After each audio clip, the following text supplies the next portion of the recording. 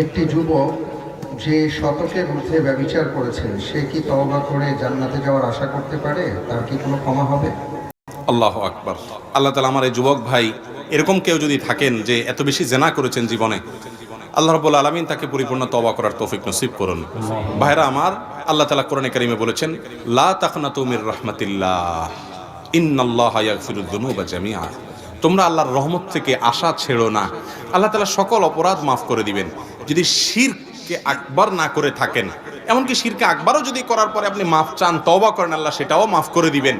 অন্যের হক যদি মেরে থাকেন তাহলে সেক্ষেত্রে তারটা ফেরত দিতে হবে, তারপর আল্লাহর কাছে মাফ চাইলে সেটাও আল্লাহ তাআলা মাফ করে দিবেন।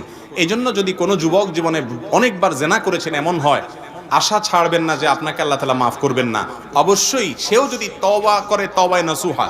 তওবায়ে নাসুহা বলতে ওই তওবাকে বলা হয় যেই তওবা হলো খাঁটি তওবা, যেই তওবা জীবনে আর ভঙ্গ করে না, মরণ পর্যন্ত ধরে রাখতে পারে, আর জীবনে সেই কাজে আর সে যায় না।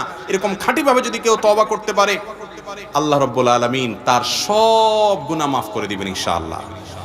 ডক্টর খন্দকার আব্দুল্লাহ জাহাঙ্গীর রাহমাহুল্লাহ বলতেন, ইবলিসের স্কুলের প্রথম ক্লাস হলো মানুষকে নিরাশ করা।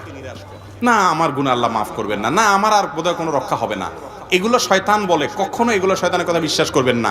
আল্লাহ তাআলা সকল গুনাহ ইনশাআল্লাহ মাফ করতে পারেন। আবার আল্লাহ মাফ করতে পারেন সেই আশায় একের পরে গুনাহ করতে থাকবেন না। আগে কিছু আপনার পাওয়া যেত, ওই যে আপনার মলম পাওয়া যেত মেঘনা ঘাটে, যখন ব্রিজ হয় নাই।